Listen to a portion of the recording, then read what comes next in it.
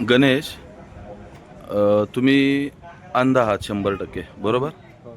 तर तुम्ही ह्यांच्याकडे जे राम वाघ म्हणून तलाठी आहेत तुमच्या गावाला, हां. गावाचं नाव काय तुमचं? कुरुंदवाडी. कुरुंगवडी. येस. तर ते आता इथं उपलब्ध नाहीये, तर तू कोणत्या कामासाठी आला होतास?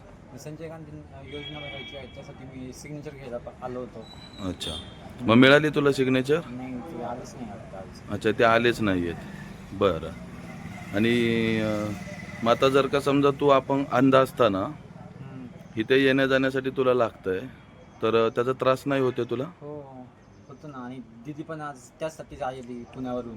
अच्छा, म्हणजे ही बहीण आहे का लहान तुझी? हां. अच्छा, बरं. ती म्हणजे अंधच आहे? हो, ती माझ्यासारखीच आहे. अच्छा, बरं. आणि मग आता त्यांचं तलाठी आहे ते तुझ्या गावामध्ये सज्जा नाही आहे का त्यांचा? मला वाटतं, काय माहिती, म्हणजे त्यांचं म्हणजे माहितीच नाही त्याला. नाही आहे, तलाठी सज्जा हा इथेच दिसतोय आपल्याला. हो, काय? कारण की ते बसायला पाहिजेत ॲक्च्युली गावामध्ये, आणि तुला ह्या सगळ्या सोयी त्यांनी गावातच दिल्या पाहिजेत. हां.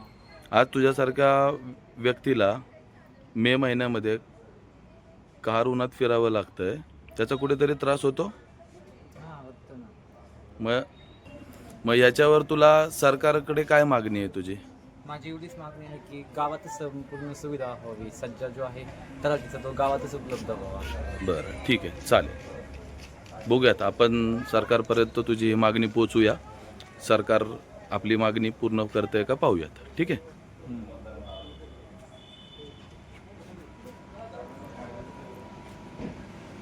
आता वाजले साधारण किती? 1-1:30 वाजले, तरी तलाठी इथं अजून आलेले नाही आहे. 12:30 वाजलेत ना? ठीक आहे.